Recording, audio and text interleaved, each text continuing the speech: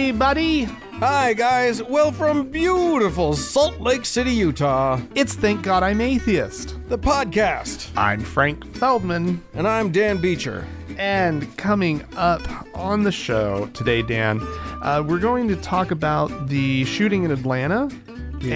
and the shooter and how he's a big old believer and what that means. Yeah, I think we got a lot to say about what all that means. Yeah, exactly.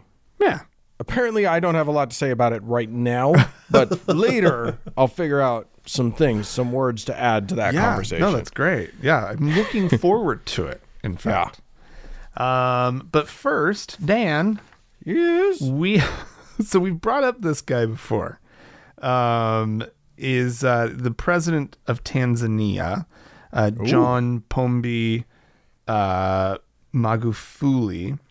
Perfect. Nailed it. And actually, I said he is the president of Tanzania. No, he was the president of Tanzania. He's the big old COVID skeptic who Right. about 2 weeks ago disappeared from the public's eye. Right. Couldn't be found anywhere, and everybody starts speculating, and the rumors start going around that he had caught the coronavirus, Right. and he's now dead Oh. at the age of 61. Ooh, that's young. Yeah. And while it is not confirmed that it was COVID, because the government is, the people who surrounded him are all saying that it was a heart condition. Right. He's died of a heart condition. Yeah. That was exacerbated by COVID-19. Right. Right. Heart conditions don't do well when also your everything else doesn't work. Right. And I guess if you don't believe in COVID-19, then it didn't kill you, right? When some system in your body shuts down. Right. But the reason I want to bring this up, and I don't want to get into the habit of being sort of happy when certain people die, but COVID has completely changed my perspective on this. And I think that if you, especially as the leader of a nation, if you spend your time now Tanzania, he's not just a denier. Let's back up on this. They did not do a lockdown of any kind, right? Right. And he's such of a skeptic because if you want, so you don't want to do a lockdown because you don't want to harm your economy. Okay, it's kind of an amoral stance to take, but you could make that argument. You're at least admitting the You're bullshit admitting stance what you're you're taking. doing, right? You're saying I'm going to trade lives for money, and Exactly. that's my intention. Right. But when you add on to it the fact that he had made fun of the Tanzania's coronavirus testing facilities, saying that he had secretly sent samples of papaya and goat and that they'd come out positive for the virus, which, I mean, who knows? Maybe they did. Maybe they were. I don't know. But highly unlikely that he actually did that. Right. Hello. Because he also never provided proof of his Right. claim. Because why do you need proof? And that he used this as a warning, of course, to others that the results that people were getting were probably just false positives. Right? I mean, basically, you're probably a papaya. He That's also is responsible for the fact that the country stopped giving out coronavirus figures in May of last year. Right. So their official tally is that 509 people have contracted the virus and 29 people have died. That's still their official number. This is what Trump was talking about. If you don't do the tests, then you don't have the numbers, and you're winning. Yeah. And so I bring it up. Like, when I saw this headline, I was just like, good. Yeah. Fucking good. It's about Honestly. time. They got, I'm jealous, right? Tanzania got what we were deprived because Trump should have died. The ironic death of their horrible leader. Yeah, exactly. Yeah. We needed that. It's true. All right. Oh, what a boon that would have been. Oh man, we've become dark people.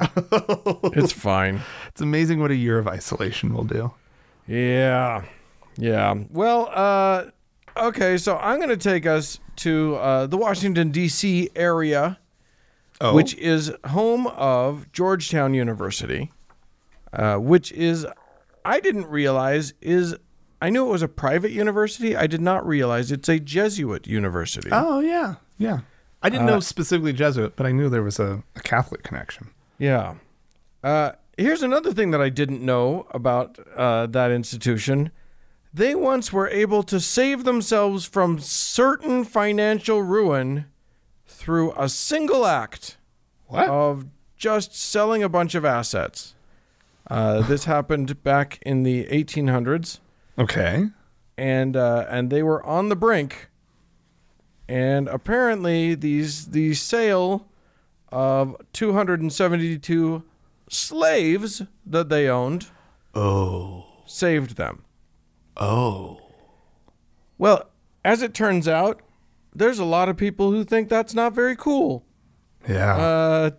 Either that they owned slaves or that they sold them in order to, and they sold them down into Louisiana. So I'm guessing things didn't work out any better for the slaves having to go down to Louisiana. So this is a story that actually has like a shred of hope to it, maybe? Question mark for me. Okay. Because what happened was a group got together, a group of the descendants of these 272 enslaved people. Right. And got together, and they called themselves the Descendants Truth and Reconciliation Foundation. And they got together with Georgetown, and they said, hey, do something. You know what I mean? Like, make this right in some way. Find a way. Well, the Society of Jesus, which is, I think, what the Jesuits call themselves, has announced plans to raise $100 million for the descendants of these enslaved people. There are approximately 10,000 descendants who stand to benefit in some way from this fundraising plan. I don't know how they're planning on doing it, but they actually, that's just the first goal. Yeah. The stretch goal is to raise $1 billion. Jesus. So, wow. At least they're talking the talk. It remains to be seen how much of that walk they're going to walk. But I think that's a really interesting precedent to set. It's not the first time this has happened. Actually, several Episcopal churches in Maryland committed hundreds of thousands of dollars to reparations and racial justice campaigns. Back in August of last year, apparently Middle Collegiate Church in New York pledged $200,000, which is about a tenth of its budget, to provide housing assistance and youth anti-racism training, which I think all of that's great. But I think $100 million goes a long way. Yeah. That's remarkable. So it's an interesting, church does something wrong, raise money to fix it.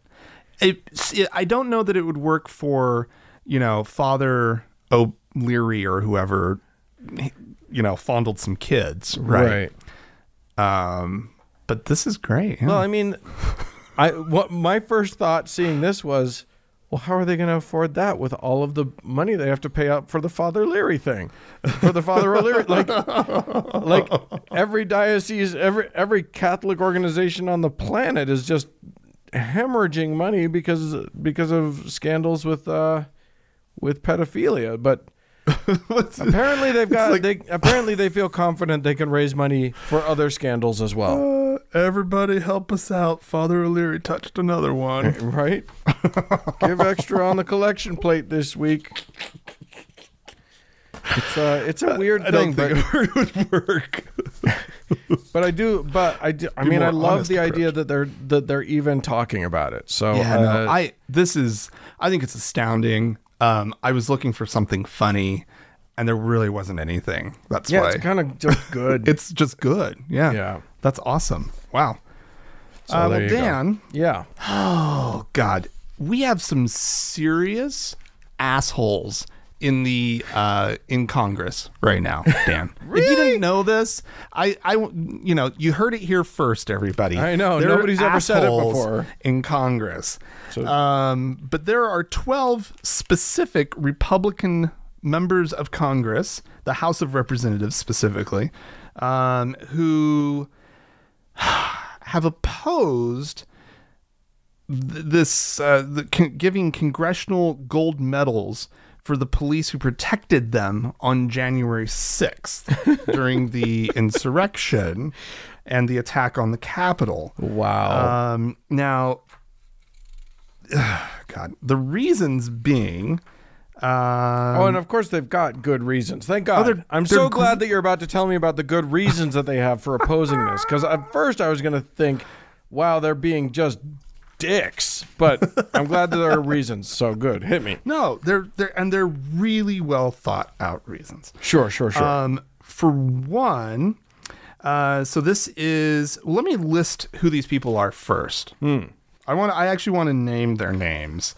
There are, like I said, 12 of them. There's Andy Biggs of Arizona, Thomas Massey of Kentucky, Andy Harris of Maryland, Lance Gooden of Texas, Matt Gaetz of Florida. Oh, he's a peach. Marjorie Taylor Greene. Of course she would be in there.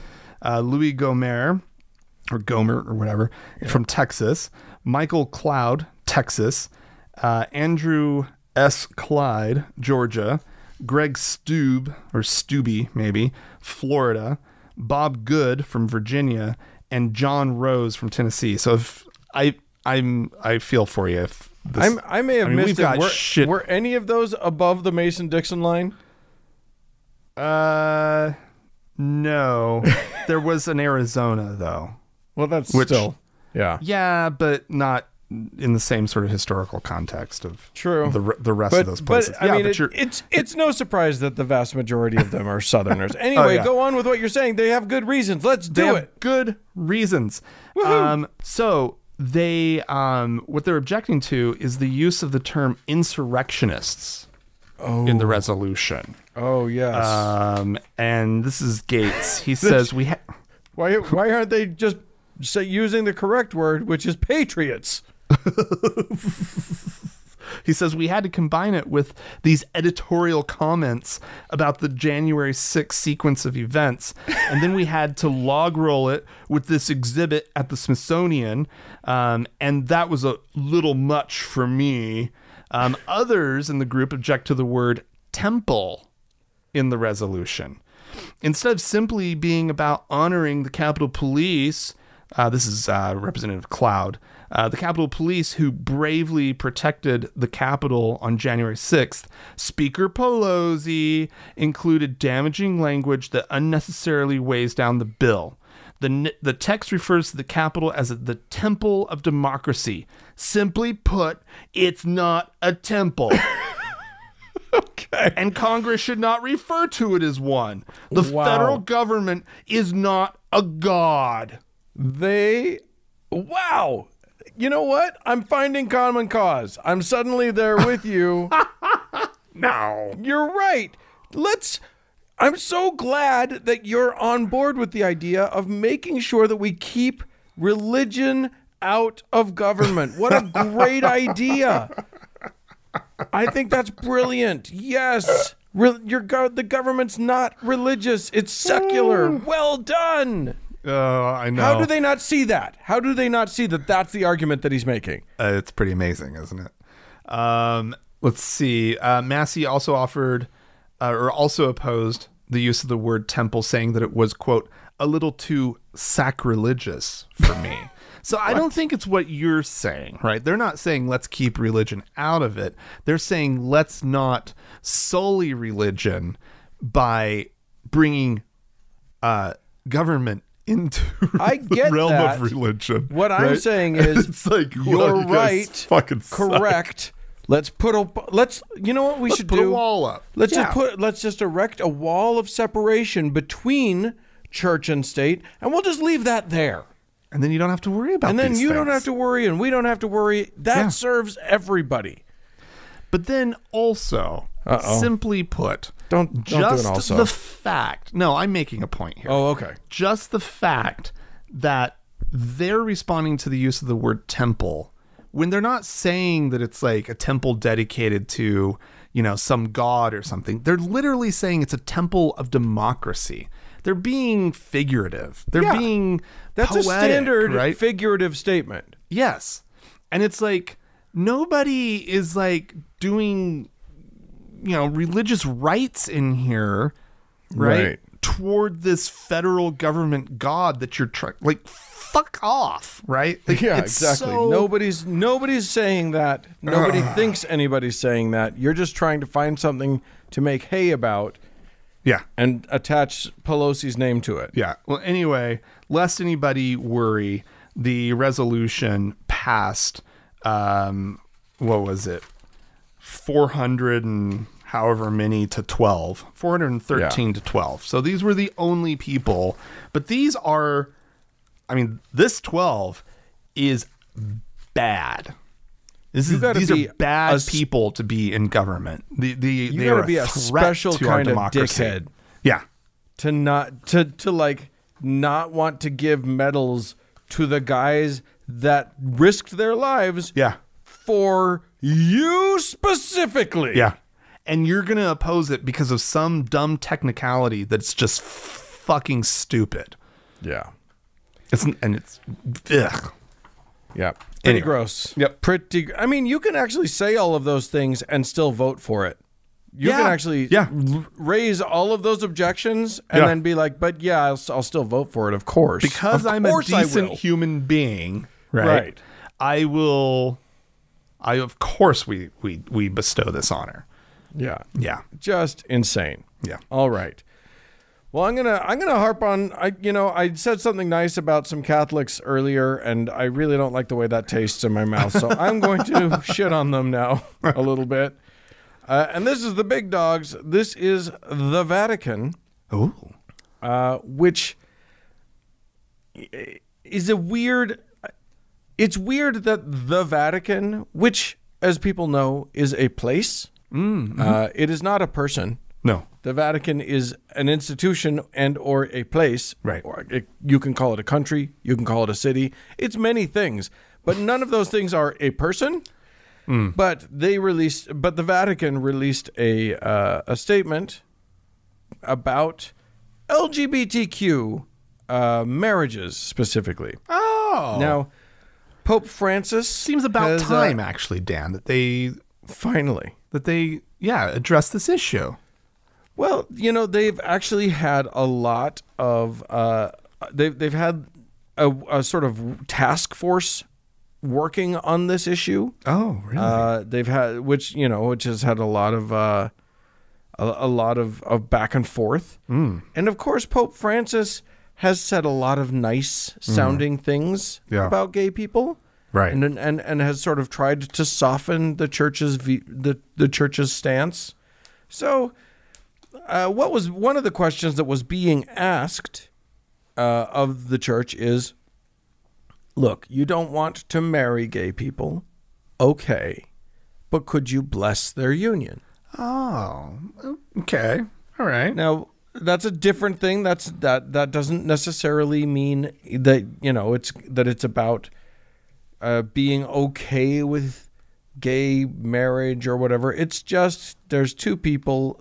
They, for whatever reason, still care what the fucking Catholic Church thinks of them, even though they're gay. And they just want a blessing. Well, the Vatican has come out with their statement. No.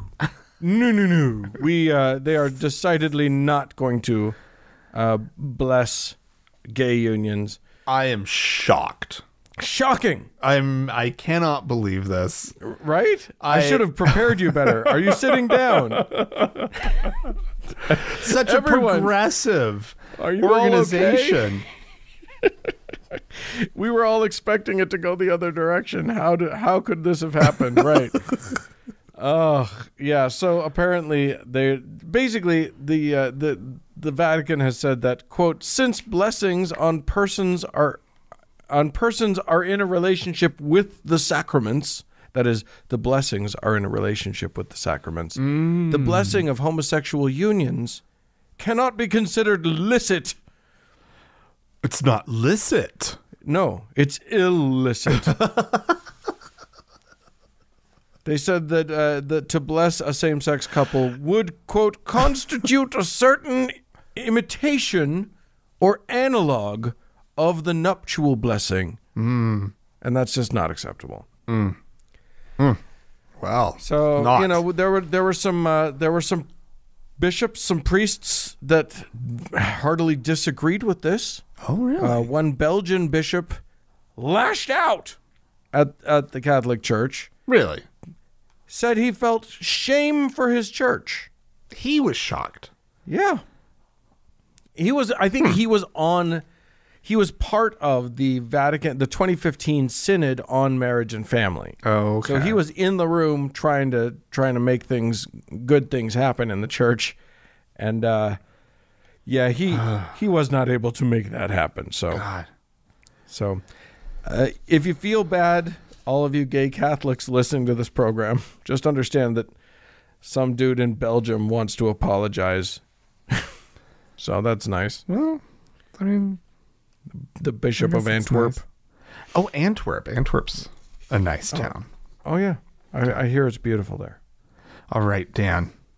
Yeah. I'm going to bring us back to our lovely Deseret, or Utah. Here in Utah. Land of the honeybee. Yes, where the Church of Jesus Christ of Latter-day Saints. Oh, I thought you always cue in with the Mormons. Sorry, the Mormon. I was late. I apologize. I don't know what I was thinking. You guys know where that's from, right? You guys know, many of our listeners probably don't remember the television commercials that were kind of ubiquitous for a while. Yeah. That was like, this message is from the Church of Jesus Christ of Latter-day Saints, the Mormons. Yeah. They had that jaunty little, the Mormons. It was a delightful. That was back when they weren't like, don't say Mormons. Right.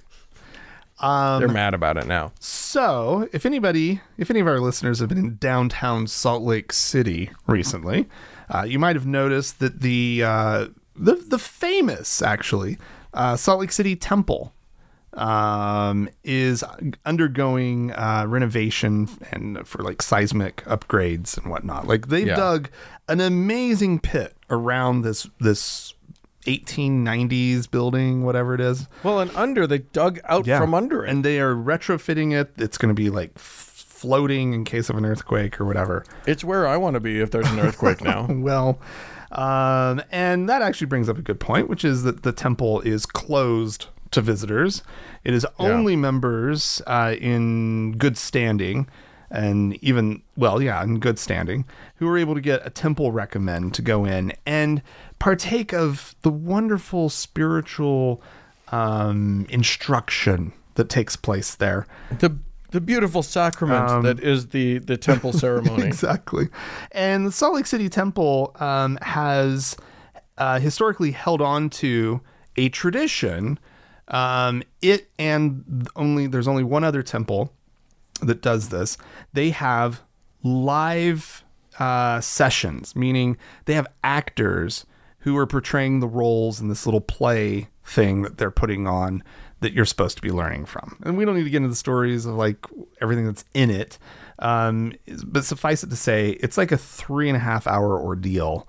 And I went one time to see it, and okay, whatever, it was fine. It's just old people who are like volunteers at the temple acting out the parts of like Adam and Eve, right? It's doing this terrible play. You have to just suspend your disbelief. And your attention span. well, anyway, the LDS Church announced just this last week that they are part of the renovation. They are going to modernize both of these two remaining temples and switch to the filmed presentation version of the same horrible play. Because let me tell you something. As the god-awful movie guys can tell you, Mormons can make a movie. They're real good at it. Anyway, and it's sort of a little interactive thing, like the movie plays for a minute, and then like it'll stop after a little while, and then like the officiants, I can't remember what, the temple workers come around and they do their little handshaky things, and it's all really weird. And you have to like change your costume and everything halfway through it. Just look up the videos. It's amazing. But they're, by switching out to a filmed presentation, it means that people will no longer, because part of the old way of doing it is you would be in a room with these grand murals, right, that depicted sort of the space, right, that you were in, right? So there was like each of the rooms represented one of the kingdoms of heaven. Yes, and also like there was like the creation room, there was the garden room, right? The garden, like, so there was like, I think there was a creation room. That may have, I might be conflating a couple things, but there was definitely like a garden room. And so it was like, there were like all these animals, like the Garden of Eden was painted all around you and everything, right? Right. And I'm sure in the 1890s, this was a great innovation, right? That it was like, oh, wow, we get to see, our imaginations can run forth, but nonetheless, they're not going to be getting up and moving around anymore to all these rooms with these old murals. And so they'll just go in and you watch the whole presentation in one room. So instead of preserving all the murals and going and doing it in the garden room, you will, or whichever of the other rooms, they have decided just to strip the walls of these murals from the 1890s that they have painstakingly kept up and maintained for 130 years. And they're, like, okay, so it's behind locked doors and the public can't go see these things, but they're still important cultural artifacts. And the church... And hundreds of people would go through and see them every day. Yeah. And the church, in just sort of their grand, like, boring fashion, would just rather have the walls painted some shade of beige. I'm pretty sure that the new Mormon aesthetic, and Mormonism has always had something of this, but they've moved even deeper into this in recent years. Their entire aesthetic is that interesting is a little too spicy for them. Yeah. And they make this argument, and it's not made in this article, but like it's this thing where they don't want you to be distracted from, or their argument is that they don't want you to be distracted from what's important, right? So their chapels are just bland and boring because they want you focused on Jesus, right? Not the architecture. Yeah, right. Because trust me, nothing makes you focus on Jesus more than just your eyes glazing over and crossing, and you're like, nobody's focused on Jesus. Yeah. At least when you go into a beautiful Catholic cathedral, you walk into Notre Dame, you notice Jesus. Yeah. Like you're thinking about Jesus. No kidding. And what's great about a space like that is that because it is beautiful, right? Anybody can appreciate it and go and have a meaningful experience wandering around and looking at the art or looking at the sculpture or just the architecture or the stained glass windows or whatever, right? I love going to see big, beautiful old cathedrals, right? I love it. And I don't believe in Jesus. Even cool new cathedrals, you see an amazing modern building. Yes. There can be something stunning about that. Agreed. And awe-inspiring. Yeah. Well, Mormons apparently are allergic to awe, so I'm very glad that they're getting rid of the murals. It might accidentally inspire someone. I know. And they clearly at one time cared about these things, right? Yeah. The things that we're talking about here, about cathedrals. I mean, the Salt Lake Temple, there's a reason that tourists come to look at that temple, right? It's an interesting building. I wouldn't say it's a beautiful building, but it's an interesting building that You know, you don't typically. I kind of like it. I think it's a cool building. I don't think it's all that great, but I like the other Pioneer era temples. I think like Manti and St. George, and like what's Logan. Those are really cool old buildings. Yeah. And you see old Mormon chapels around town that somehow have survived the wrecking ball because they love just to tear them down and put up one of their Motel 6 styled ones, right? Yeah. And yes, by the way, European listeners, we know that our version of old is not actually old. Old for us. Give us a break. We're talking a new like country. Pioneer era, though. You know, Yeah, we're talking 18 or close 50s, thereafter, like even like the early 1900 chapels. Yep. And they have no appreciation for it. They have to be forced into saving these old buildings. No, I mean, you know, as anyone who's studied Mormon history knows, they're not overly fond of their history. There's a lot of negative sides to their history, so I can see maybe why they associate their buildings with that. You know, there's something interesting there, actually. That's an interesting thought. Yeah. Anywho, yeah, that's very interesting. I am now going to talk about evangelical Christians here in these United States. And a very interesting study that came out recently, just published in the Journal for the Scientific Study of Religion, which is a journal I'm surprised I don't take. I feel like you and I should probably have a subscription to that journal. But anyway, this paper is titled, what, do I want to say the title? Yeah, here's the title. Linking evangelical subculture and phallically insecure masculinity using Google searches for male enhancement. Literally, what they've done is linked. They've controlled for a whole bunch of other possible links, and they've linked areas of the country with the number of evangelicals in that area and the number of Google searches for how to make your penis bigger. What? And apparently it lines up pretty solidly. There is a statistically significant lineup there, a correlation. Now, we all know that correlation is not causation. Fair. But the authors of this paper theorize that there is some sort of there is some sort of emphasis within the evangelical community on hypermasculinity, on big size, on manly men, and somehow this.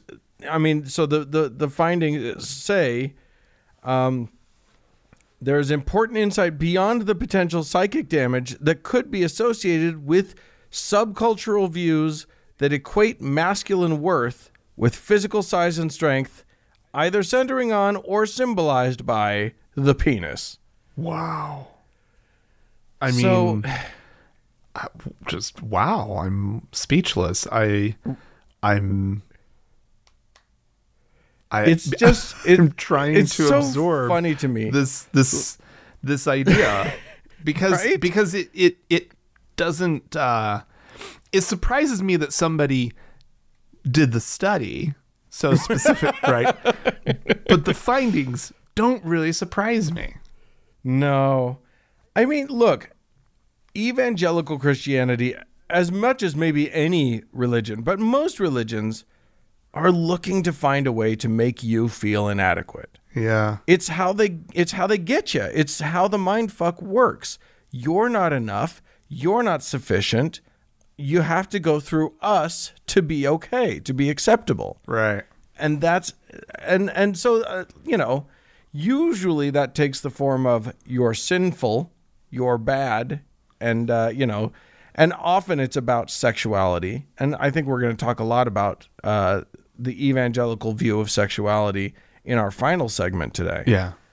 But I think that the fact that it has played out this way and that evangelical men are apparently feeling so like belittled and so much pressure to have a big dong that they're like, what a sad thing that they literally, the messaging is so clear that you're not enough that it plays out in like guys' views of their own penis size. Yeah.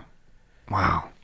Can we, by the way, as a rule, can we lay off of the whole big dick energy concept? Let's not ever equate big or small dicks with anything of worth or value, please, everybody.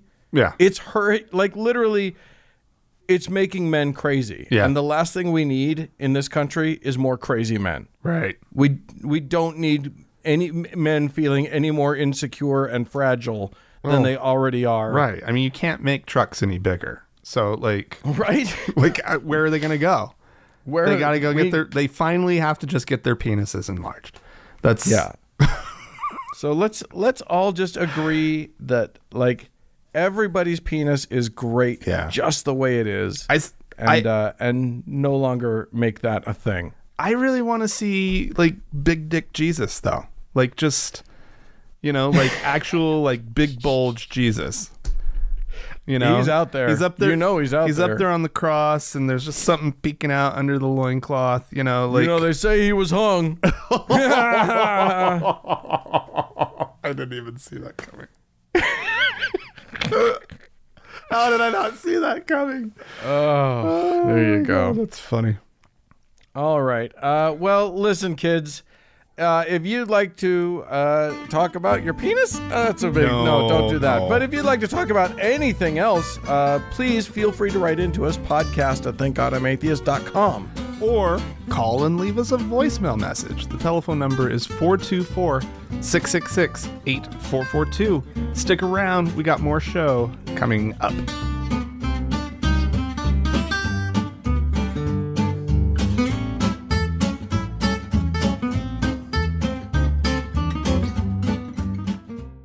Dan. Hey. There's a voice we haven't heard in a while on the show that we need to hear. Well, yeah. Because it's a wonderful voice. I think we may have played him almost exactly a year ago. Because early pandemic. If you'll recall, this is 1 year. We're about at the 1 year mark when the United States started to lock the fuck down and everybody was talking about this pandemic. Right.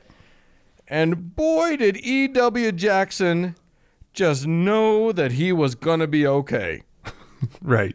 He had some shit to say about that.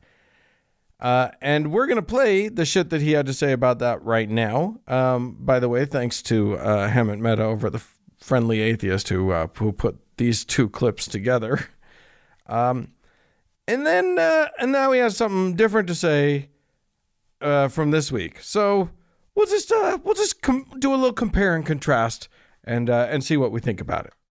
I don't have the coronavirus. I'm not going to get the coronavirus. I'm not going to give anybody the coronavirus because I can't get it because I've talked to God about it and I've taken my vaccine and my vaccine is Psalm 91. I am free from that mess. Amen. Amen. And I declare you can be free from it too. And now the recent clip. Now, who knows? Every now and then you might get hit too. But you don't stay hit. Yeah, I had COVID, but I still tell you what, I didn't stay sick. You're looking at me right now. I'm doing just fine.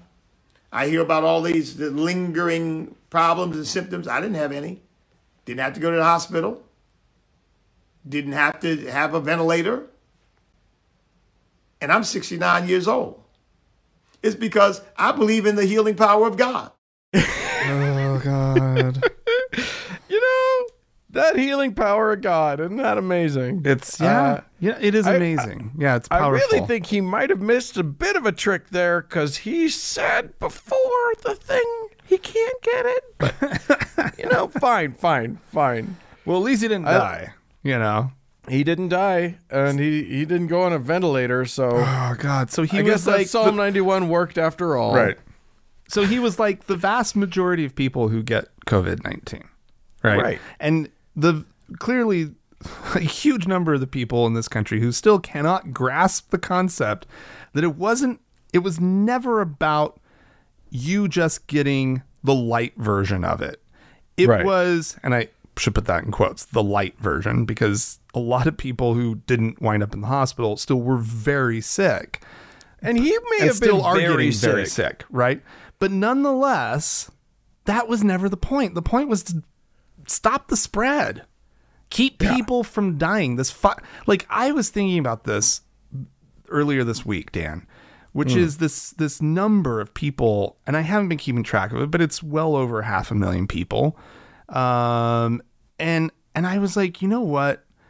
Like, I am going to have, because I was thinking about going back to normal, right? And, isn't it going to be great? We're going to be able to go out and be out in public and everything. And I'm like, yeah, but then I have to be around all those people that I'm going to have a really hard time forgiving, because though it is their reaction, right, that led to over 500,000 people dying.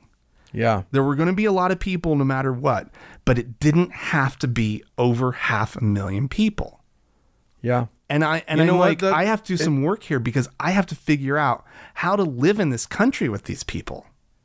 I know. Well, I mean, the good news is, and maybe this isn't good news, you won't know who they are for the most part. Every time I drive down to Utah County, I know who they are. Well, that's true, but everyone in Utah County I already hate anyway, so that doesn't matter at all. Yeah, okay, fair enough. But what, and by the way, everybody, if you meet me and Frank and you disagree with us on masks, don't tell us. That's the advice. If you thought that the whole thing with COVID was bullshit, and I'm guessing you don't because you listen to us. Right. But if that happens to be your stance, yeah, it's really a good idea not to tell us about that. Anywho, hey, some folks decided to call into us. We had a bit of a snafu with the email recently. God. So if you sent something important to us, and you probably we're did. working on sorting it out. I am so sorry. But our email provider decided to play at some crazy shenanigans. Yeah. So we're working on transporting our stuff to a different email provider. Yeah. But for right now, shenanigans continue, and we're still in a bit of a quagmire, so bear with us. Yeah. All right. So, but we did get some voicemails. Yes, indeed. So we want to play a couple of those. This first one is from Jesse. And Dan, do you remember this character Korihor from the Book of Mormon? Oh, yeah. Yeah. Okay. Well, Jesse's got a question about that. Hi, Frank and Dan. It's Jesse from Denver. I am soon to be Jesse of Grand Junction, so cross your fingers for me. I was listening to the Mommy Doomsday podcast, and they talk a little bit about Mormon theology. Specifically, they talk about Korihor, and that seems kind of significant, the Mormon Antichrist. So I got two questions. First of all, what was it like when you were growing up? Were you all scared of Mormon Antichrist? Is that a thing people are scared of? And then Korihor is just kind of a funny name. So I was just wondering if you guys call each other that for fun. Here's an example sentence. Dan, I can't believe you drank my last White Claw. Why do you have to be such a Korihor? Anyway, thanks. Love the show. Bye. Wow. No, I can say I've actually never heard anyone use Korihor in that way. But they should. And it's a shame. Also, from our perspective, kind of a compliment.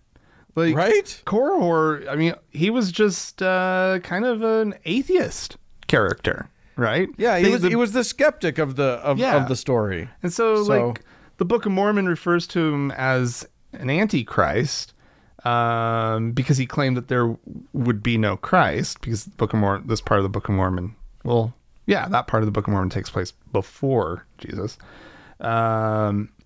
And he goes, but one of the interesting things that is I thought such a great detail in the Korihor story is that he was able to preach these views because there was freedom of religion. Yeah. Right.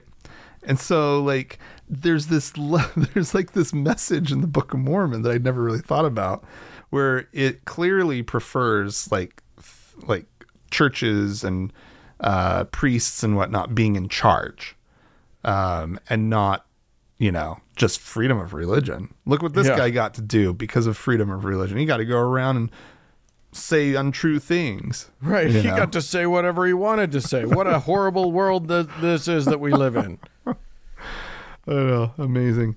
Right. And then we have another listener who called in response to our call out for posing the question of who would you cancel from the Bible? And he's got an interesting one. Hey guys, I love the show. Just calling to tell you who I want to cancel from the Bible. I'd like to cancel Nimrod, and I don't actually know anything about the character or whatever you call him, but it is my secret Mormon temple name. So, there you go. Yeah, so everybody that goes through the Mormon temple, just as some background for all y'all, is everyone that goes through the Mormon temple gets a secret name, and they try to make it seem all special and like very unique to you. It is. And they don't tell you that it's the same name that they gave to everybody else that day. Yeah. But they're mostly biblical. Some of them are Book of Mormon names. Well, for the women in particular, they're just pulling anything because because there aren't enough names in the Book of Mormon and the Bible of women, right? And so so some of them are kind of early pioneer cultural, right? Like there's no Emma in the Bible or Book of Mormon, right? And I know that's one of them. Oh yeah, so, there you go.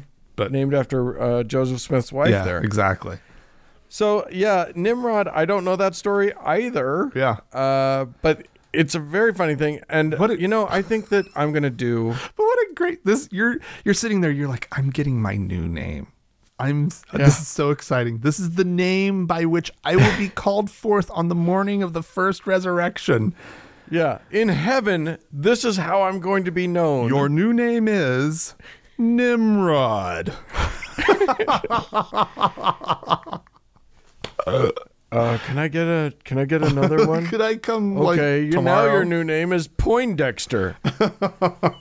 Yeah, Nimrod. I love it.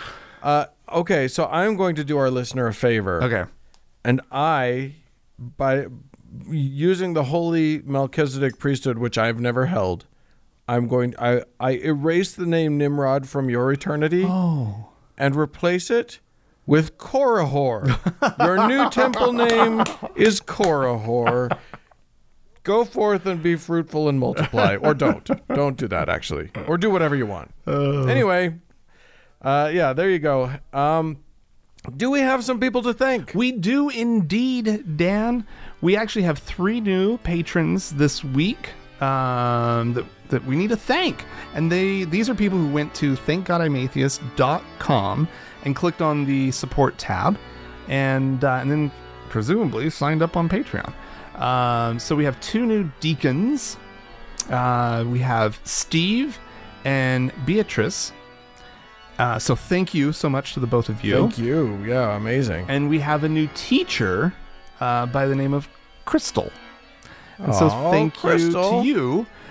These 3 now get to pass the sacrament and set up the sacrament. They're gonna have a good time. They hold the holy priesthood that you and I held when we were 12. It's very important stuff, you guys.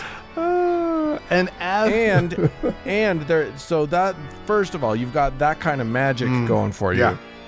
Why do I get I do get a little bit of extra pleasure every time we pretend to give the priesthood to a woman. I know. Every time it just feels extra good. Delightful. So yay. Well, and as always, Dan, we have to thank our top donor, Dan, and we got a new one recently. This is, oh my God. This is our Lord and Savior. Hallowed be his name. Austin.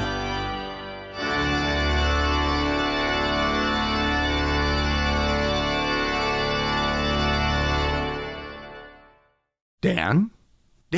Yes. Dan. Hello. Hi. Hello. Something horrible happened this week. In this country? In this country. Never. We never get bad things happening in the best of all possible countries. Yeah. And I'm sure everybody has heard about what happened in Atlanta with the... But if you haven't, just the briefest of recaps, a very young man, shocking to learn that he was a young white man, went into a series of massage parlors or spas and murdered people. Right. Just murdered a bunch of people. Yeah. Mostly Asian women. Yeah. Eight people were killed. 6 were Asian. Yeah. So there's the side of it that is responding to the rise in Asian hate in this country at the moment, and that I don't like. They haven't really gotten to his motives yet. Right. But we can't speak to his motives. But boy, the way that it's rocked the Asian community is just really awful. And it thanks to fuckstick McLast president, like literally all of the Asian community has been taking it on the chin for over a year, just because he wants to paint the pandemic as Kung flu and the China virus and all of this stuff. Yeah. And then all of his followers decided that means that every Asian person that they encounter should probably be harassed. Yeah, I mean, it definitely turned up the dial. It's not like America's been a great place to Asian Americans. I mean, the racism existed before. Right. You're right. I mean, there's a problematic history, but nonetheless, that's not really what we want to talk about. We want to talk about this young man's 21-year-old, I believe he is. Something like that. The shooter. And what's sort of coming out now about what a religious nut job he is. I mean, or at very least, what we know is a very religious upbringing. He himself proclaimed himself to be very religious, very into his Baptist beliefs. Well, but the thing, he's already on record for his motivation, like what his stated motivation, which is he claims to be like a sex addict who sees these massage parlors, which there are a lot of quote unquote massage parlors out there, and he sees them as temptations. Right. For to go and have sex at these. Right. Because a lot of the truth is that a lot of massage parlors, and these ones, I'm guessing he probably has been to them and had sex. Probably. A lot of them are kind of fronts for sex work. Exactly. Because So here's the thing. What we've got is a kid who has been told his whole life that his own sexuality and his drive to have sex is abhorrent. Right. His sexual urges are an affront to his God and are evil. And the problem, and look, I sympathize with young guys who feel sexually frustrated. It sounds to me like he had this venue where he could at least get some sort of relief from that frustration. It sounds like he was going to these places. We don't know that, but I'm guessing that's the case. It would seem to follow. Yeah. So, this is there's a lot to unpack about this whole thing. And yes, the racism is a big component. Just the fact that he's a white male in this society that teaches white men to aggress their negative feelings rather than to process them. Yeah. To take any kind of negative feelings that they have and bottle them up and then turn them into a violent act rather than ever self-confronting. Mm-hmm. These are all huge problems. And America has a white male problem. Yeah. I think white men are a fucking issue in this country, and we're not dealing with it. You know, the people who raise, who raised this guy when he needed to know that he was safe and to know that he was supported and okay. Instead, he was told that he was not okay and that he can't have feelings and a whole bunch of other things. Right. But then, because he went to fucking Baptist church, he was told something extra, something even worse, which was that all of those, all of his sexuality, everything about him that could be considered sexual is evil. And I think that pathologizing your sex in that way is, well, I mean, it's very clearly dangerous. Yeah. And this is, and this seems like a very obvious potential outcome of that kind of evangelical, and people are going to hate that I'm going to use this term, but toxic masculinity. This sense that, you know, the evangelicals basically teach, and, you know, I'm going to borrow from Chrissy Stroop, who wrote for Religion Dispatches here, who grew up in evangelicalism and actually knows quite a bit about it, who was talking about sort of the flip side of secular rape culture, which is religious purity culture. And that religious purity culture teaches boys that they are essentially lust monsters. Wow. And teaches girls on the other side that it's their responsibility to not enrage that lust monster by showing a shoulder or an ankle, or, you know, by accidentally having sexual feelings of their own, or, you know, it's somehow this horrible monster lives in the men, and the need to tame that, the responsibility for the actions of that monster, lives in the women. It makes sex terrifying. It casts it in this just absolutely horrible light, right?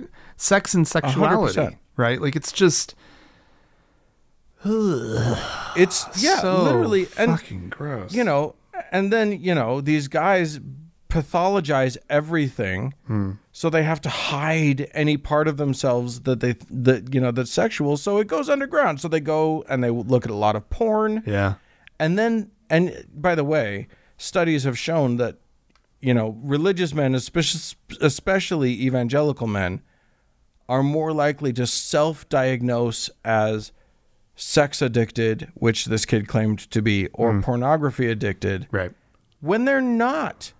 They're just so desperately repressed that they don't know what to think about their own feelings. They don't process their own feelings. It's just buried, and it just becomes this evil sort of magma temperature core that they don't know what to do with. Right. Oh, and then you have a neighbor who describes the shooter's family. They came across as a good Christian family. They used to go to church on a regular basis, and I've never seen anything bad out of them because they were good Christians. Did you see his facial hair? What about that? That's not good enough for you? Fuck. Don't look it up. It's not good. Yeah. You know, I mean, it's and that because that's all it also takes, right, to be a good person. Right. You just put on a show. Yeah. You go to church and you get all this horrible things, you know, told to you about you and who you are and your motivations and how you're not good enough. You're evil.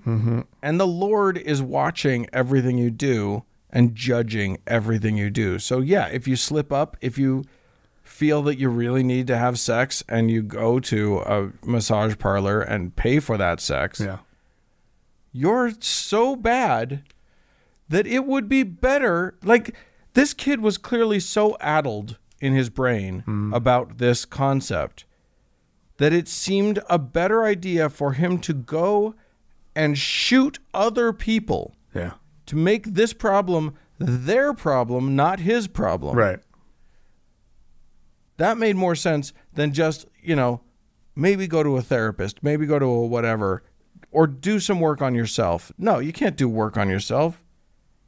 You gotta, this is the nightmare. The nightmare is, look, this kid going and murdering a bunch of people is a nightmare, but the real nightmare is what is underneath it, what's causing it, what's causing an epidemic problem throughout the country. Yeah. Well, imagine the numbers of people who have enough of a compass to know that they can't go do this, but are suffering as this kid was suffering. Right. Yeah. Look, on a much smaller scale, I was that kid. You know what I mean? Like, I was so messed up about sex as a kid. I would go out and, I would have some sort of sexual encounter with a girl, not even like sort of the full penetrative sex thing, but I would touch somebody's boobs or something. And that could have just been a fun, playful, enjoyable moment for me, learning about my sexuality, learning about women, just exploring. Yeah. And instead it was torturous, and I would rack myself about it and spend the next several weeks praying to God, begging for forgiveness, knowing that I was a shit human being. And then the real icing on the cake is that then I was awful to the woman, to the girl, because I would be like, we can never do this again. And I would put my fucking guilt. I never blamed the girl. So at least I can say I didn't go that far, but I would pour my guilt all over her about my own actions. And so, it's not like that's a pleasant thing to have happen. I was awful. It was a nightmare. And it took me decades to extract it. And there's still shit in me from this religious because high pressure, sex is evil type religious upbringing is poison that works its way into every part of your psyche. Yeah. That's true. And you had the added benefit of being gay. So, like, what a fucking mind fuck it is then. Well, thanks for reminding me of it. Well, I mean, no, you I live it. I live it gay? every day. No, thank for reminding me of the mind fuckery of the whole thing. Like the years of agony, Yeah. Yeah. Yeah. I mean, yeah. And it's so unnecessary. Yeah. All of that agony, all of that pain that all of these people are going through. Yeah. Men going through, it's a very different experience what women go through, but equally agonizing, this purity culture bullshit where, all of the responsibility somehow falls on women. Mm-hmm.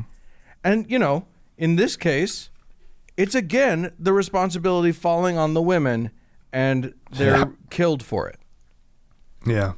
I think it is such an ugly, stupid, unnecessary thing that is basically just religion's fault. I mean, yeah, you hit the nail on the head, I think. Like, I mean, I think that I don't even know that we need to say much more, right? Like that's the point. That is what went wrong. That's what led to this. Yeah. And I'm sure that you can that as more details come out, there might be some hatred toward Asian Americans worked in there. Yeah. Or Asians in general. There might be any number of other things. And who knows, we could be entirely wrong about this guy and still not be wrong about the conclusion. There you go. Yep. Because Absolutely. the fact of the matter is that this is happening all over the place, regardless of this guy. Yep. This is just like, one instance where it went as horribly awry as it could possibly go. Yeah. So, well, on there that you go. note, have a good rest of your day or night, guys. Listen, Yeah, there's not an uplifting message here other than, guess what? We are actually slowly in this country, gently and annoyingly slowly getting rid of the religion and learning more and more from the science. So onward and upward, get out there, believe the science, don't believe the religion, and you know, things will just get better and better. And there you go. So if you have anything you'd like to add to this conversation, you can be a big bummer just like we are. And write into us, podcast@thankgodimatheist.com. Or call and leave us a voicemail message. Tell us how religion fucked you over. Yeah. The telephone number is 424-666-8442.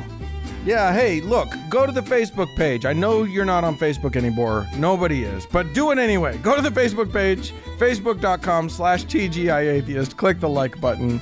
And if you'd like to join the Members Only Lounge on Facebook, you can do so by going to our website instead. thankgodimatheist.com/members only, and it will take you to the Members Only Lounge. Like magic. Yeah, and like then you should also fucking magic. And then you should also follow us on Twitter @TGIAtheist.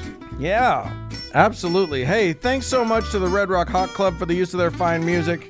And thanks to Gordon Johnston for the use of his music. And thanks to all of you for tuning in. We sure do appreciate it. Bye-bye.